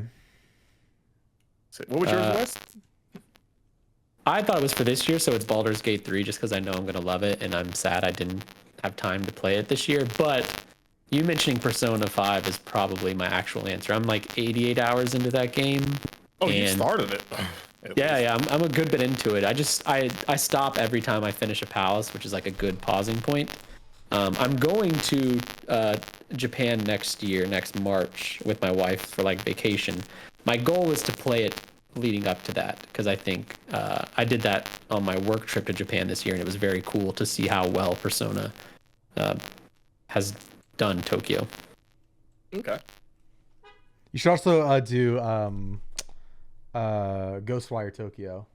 I have Ghostwire on installed because it's the plan as well, and Yakuza 0 as well. Yeah. For the red light district. Yeah, if you're gonna hit the Kabukicho, go do it. Yeah. Groffles asks, which of those pesky early 2023 releases will you forget about when talking about Game of the Year? Hi-Fi Rush, Forspoken, Hogwarts Legacy. Hogwarts Legacy this year? That feels like 3 years ago. 2 years ago. Yeah, it was February, I think. Oh, and God. Forspoken was late January. I had to that remind feels myself like that 2022. Forspoken feels especially like because that game just made no impact or maybe not a great impact. Wild Hearts, Atomic Heart, they kept going. Yeah. Wild Hearts came out this year, and the studio has already, EA has already announced their ending support for it, which is like, wait, really? That's like such an indictment of this industry. So Man, I didn't hear that. Yeah, I think I'm gonna forget about Hogwarts Legacy because I didn't play it.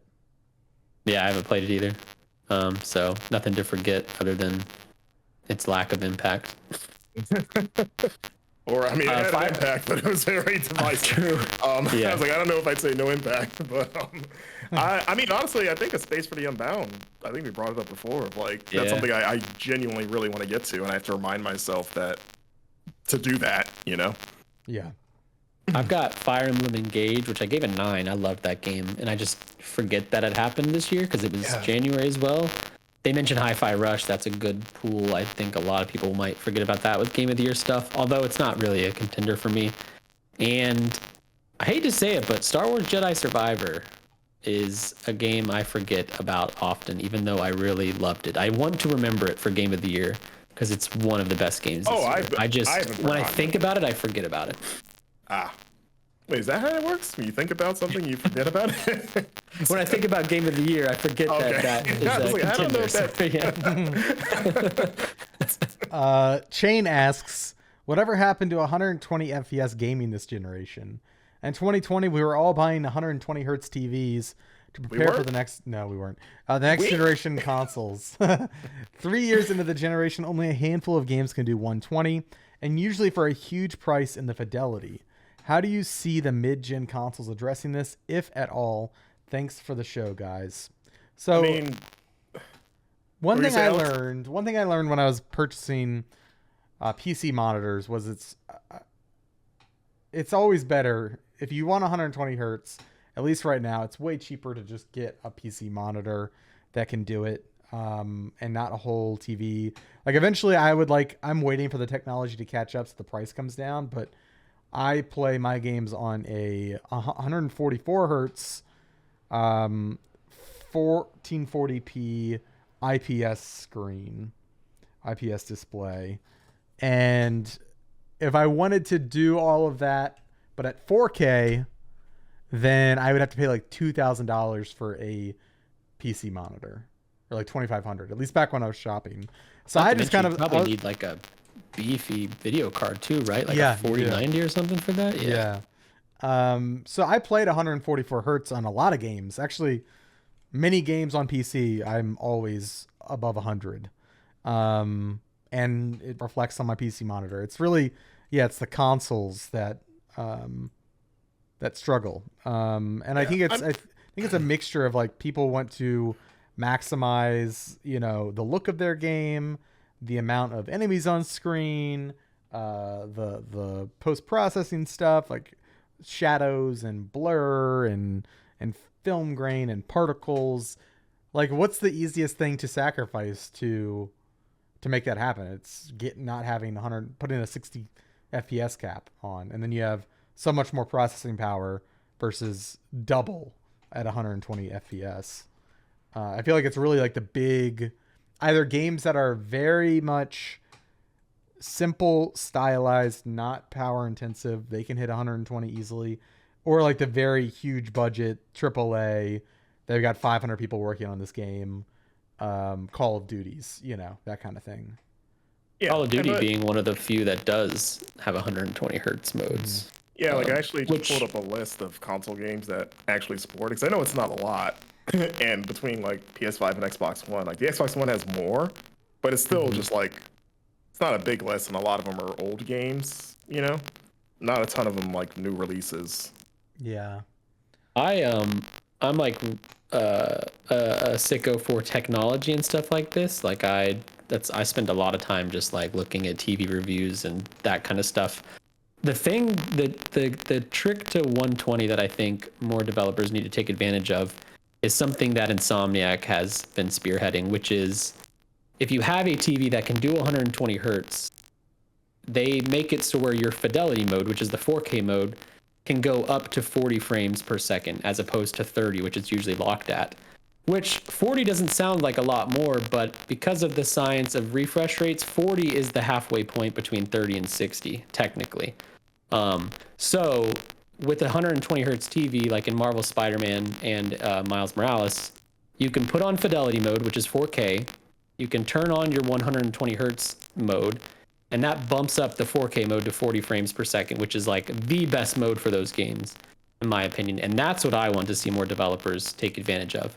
Because to be honest, if you want 120 hertz, I think you probably should just be playing on PC. Like that's, like when I'm playing on a TV, like I want big, immersive, beautiful experience. If I'm on PC, I'm using a mouse and keyboard like I want the fast gameplay while playing Fortnite or Call of Duty or something. Yeah, I think developers are, because again, there's not a ton of game support. I think developers just probably waiting for the adoption rate to increase before, investing and making a game run that well or that fast, I guess. Because like you said, TVs that can do it are still expensive. So also they have to be able to, like, they're developing with Xbox in mind. They also have Series S that Microsoft has like clauses that effectively like you have to release it on both. Right. And we're seeing cases of Xbox Series S getting capped at 30 instead of 60. Like they aren't even hitting 60. And so it's just like that wall's getting chipped a bit. We saw Baldur's Gate 3 be an exception, and there was something else that kind of bypassed that rule. I forget the game, but there was something else where like there was like not feature parity with another recent release. Alan Wake 2 coming out won't have performance mode on Series S. Yes, that's what I was thinking of. Yeah, so it's starting to, the wall is coming down a little bit. Yeah, it's very easy to say that early in the generation, and then you've got these heavy hitters. They're like, okay, you get an exception. Okay, yeah, you can get an exception. At what point you just, I mean, at this point, now that the precedent's been set, every developer's going to be like, well, what about them? They got it. Yeah. Why can't we? Yep. And then you've got the people who own a Series S being like, Microsoft, are you, there's pressure on all sides. It's one of those like, just buy a PC. You can plug it into a TV just fine. Yeah. That's what I do. That's not true. I have every console because I'm broken in the brain. Oh, okay, Moneybags. Okay. I expense them on my taxes because I'm the video guy. I have to be able to capture, it's like I got to get the nice PS5. I get the nice Series X. Although I'm thinking about selling, I've got two Xboxes in front of me. I've got a Series S. I want to just keep the Series S and not worry about anything because it's so small, it's so tiny, it's awesome. Wait, not worry about anything? We just said that they're. I know. Well, now there's more things to worry about. I know, exactly. You'll be set. Yeah.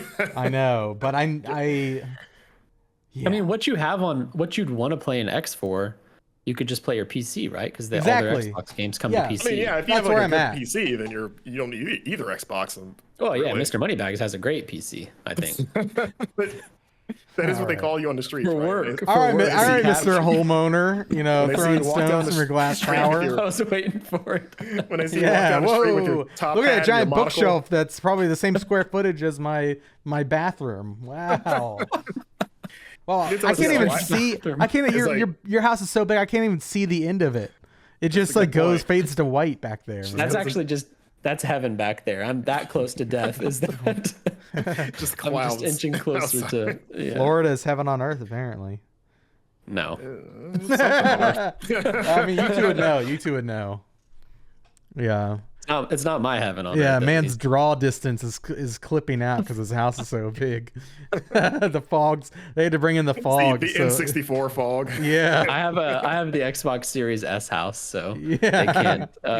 He lives in yeah, look at this. Look, I can touch my wall behind me. I don't think Wes could throw something that goes far enough back Mr. Moneybag, Mr. Homeowner, Mr. Equity. You know, why don't you watch what you're saying around these parts, brother? What are we talking about? Games. Ghost of Mitch Hedberg asks, as a big gamer, comma. Okay, we gotta add a comma. Ghost of Mitch Hedberg. I know you're named after a stoner comedian, but you gotta have some punctuation so I can read it on the show. All right. As a big gamer, comma, this year has been a bit terrible for me. My hands/wrists have been in pain since about the time Zelda launched. I'm sorry. And I've been dealing with carpal tunnel/tendonitis since. Have any of you experienced anything that limited or stopped your ability to game? If so, how are you able to handle or treat it? Well, I'm sorry you're going through that. I also suffer from tendonitis flare-ups. Mine's mostly my foot, my ankle, because I injured it a while ago, and it likes to come up, but I do have it on my wrists occasionally. And what I've found sometimes, Ghost of Mitch Hedberg, is like changing the way I play a game helps. Like I'm stretching new muscles.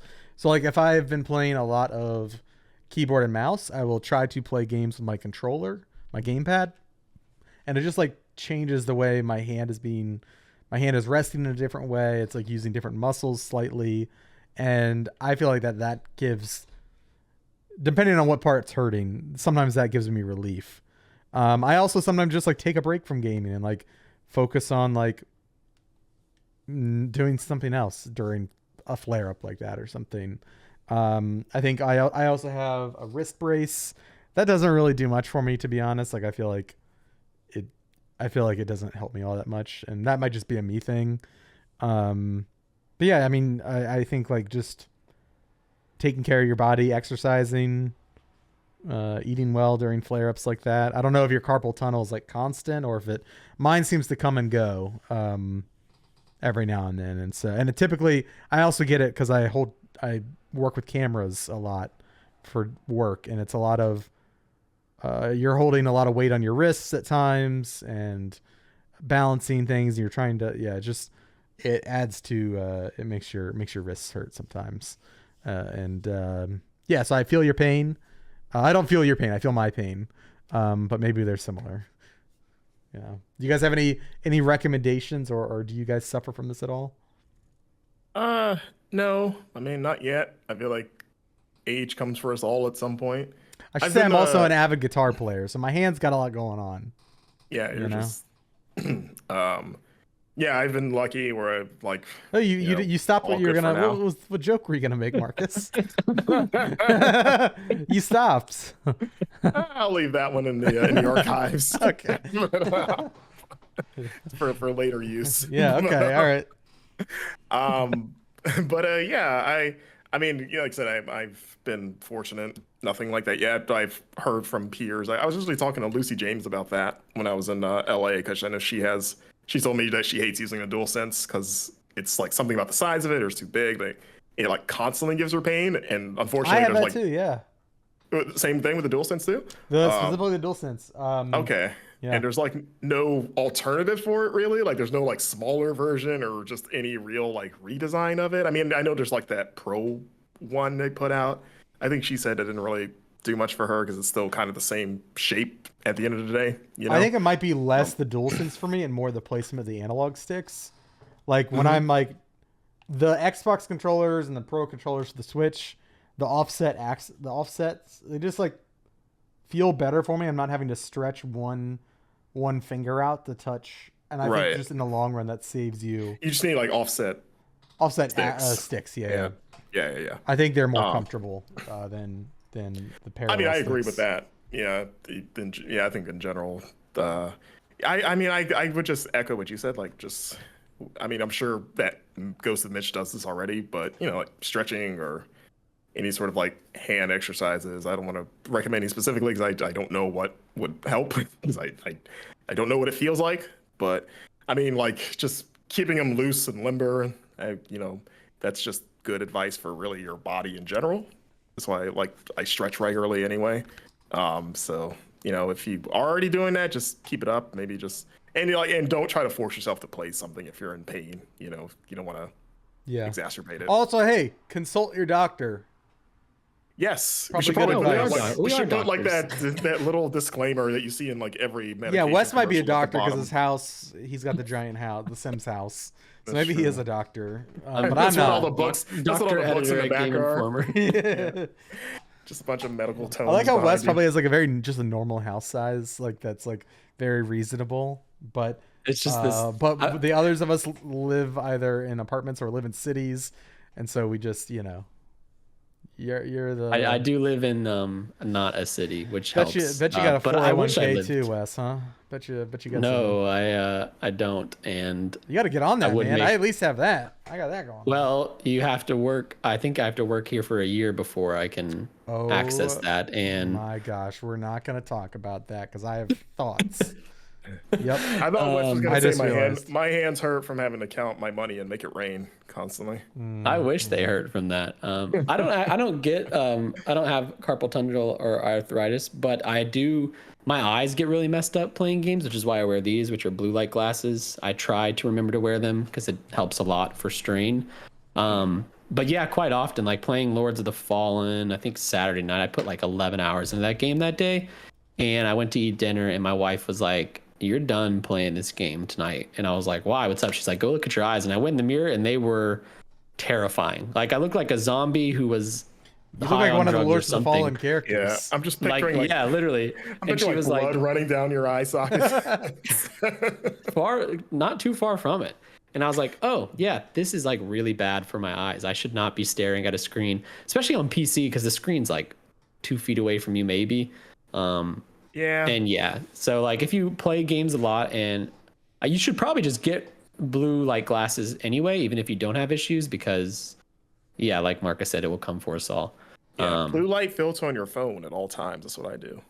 Yeah, and monitor, like a lot of stuff does blue light filtering, and it helps a lot, especially like when it's nighttime.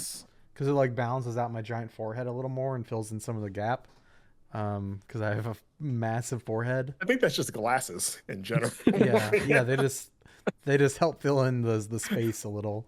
Makes my forehead look less big. It's really cool. Shout out to blue light glasses. And foreheads. Yeah, and forehead. Last question.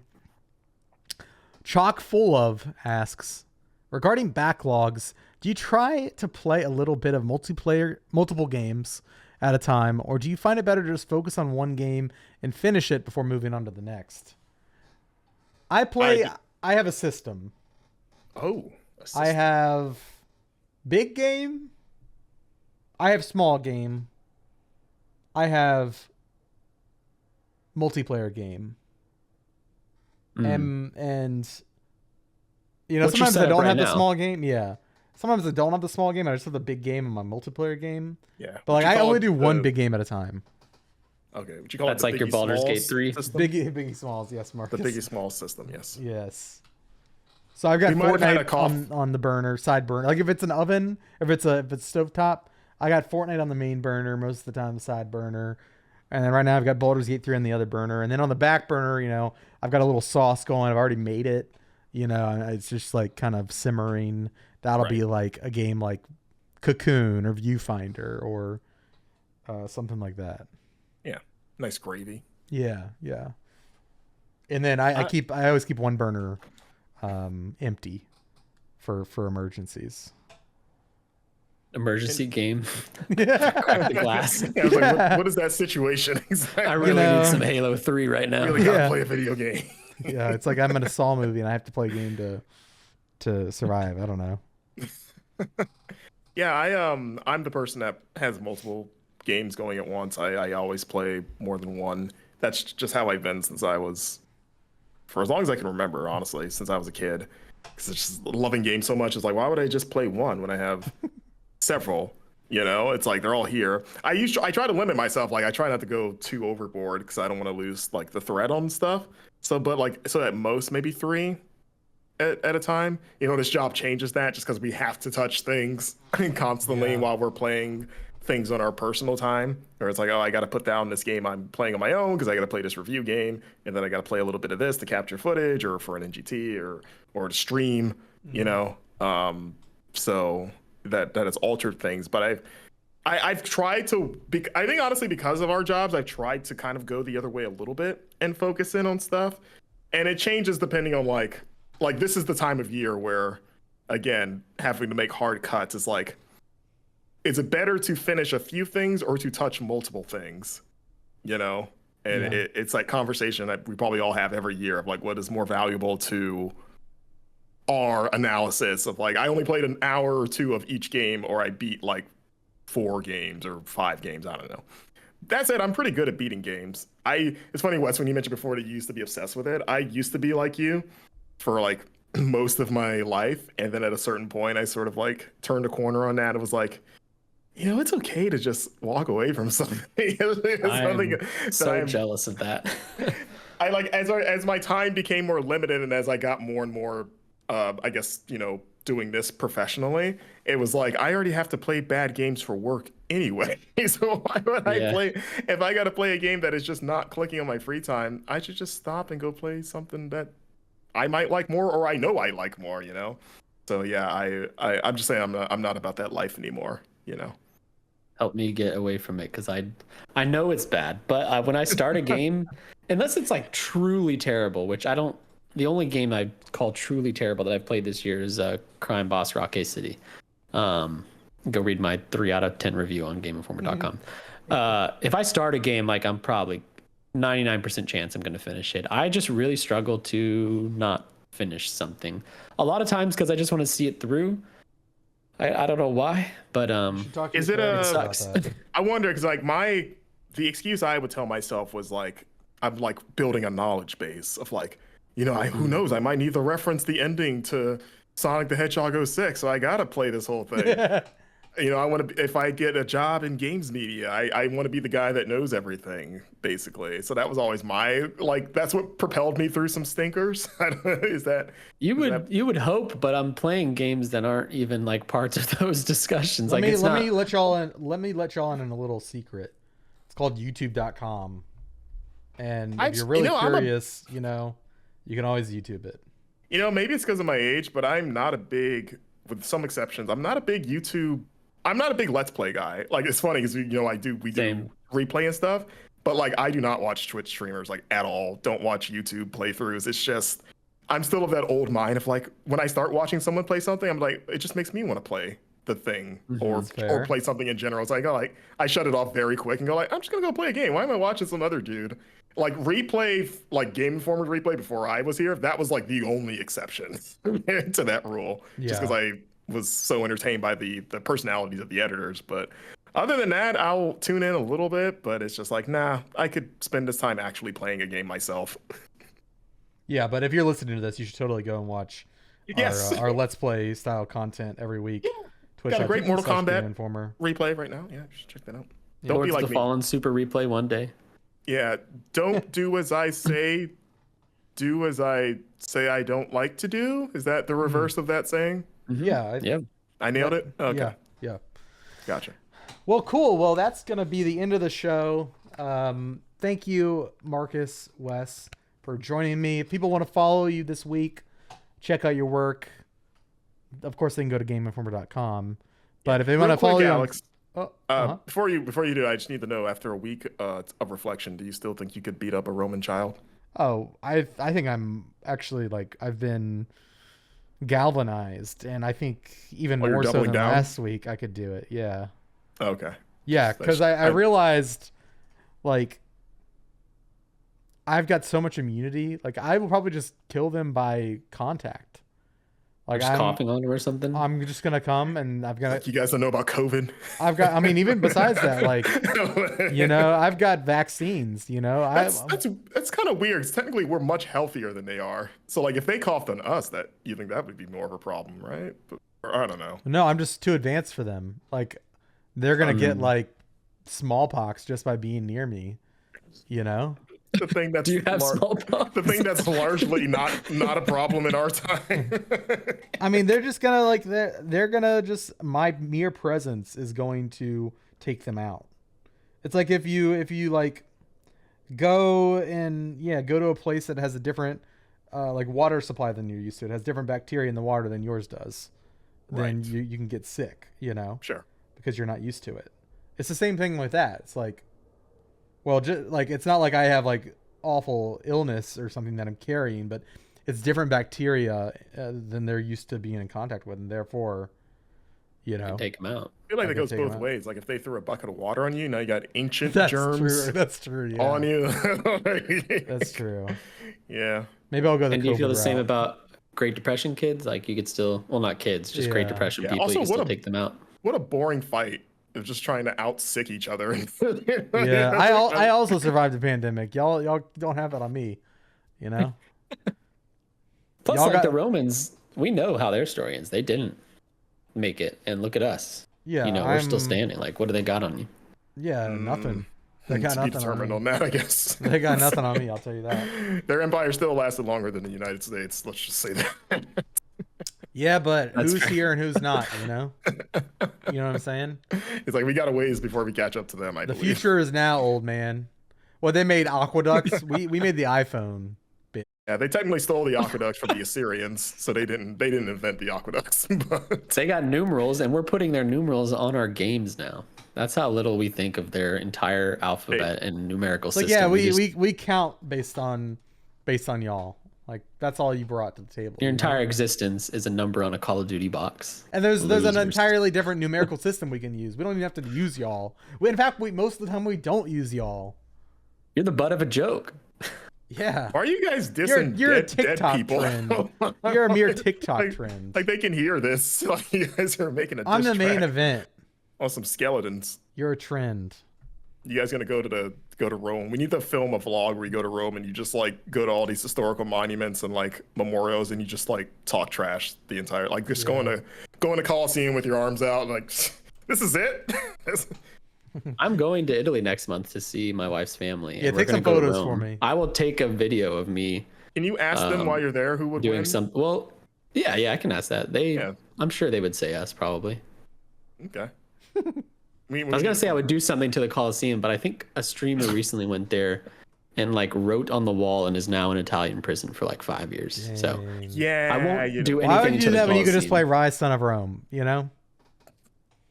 I mean, I might. You could do that. Yeah. I guess you could do that. Yeah. Visiting Italy in real life. Rise, Son of Rome. I like how that's the one you went. Not like not Assassin's Creed Brotherhood, an actual good game set in Rome. Well, Rise is just like it's got the photorealism, you know.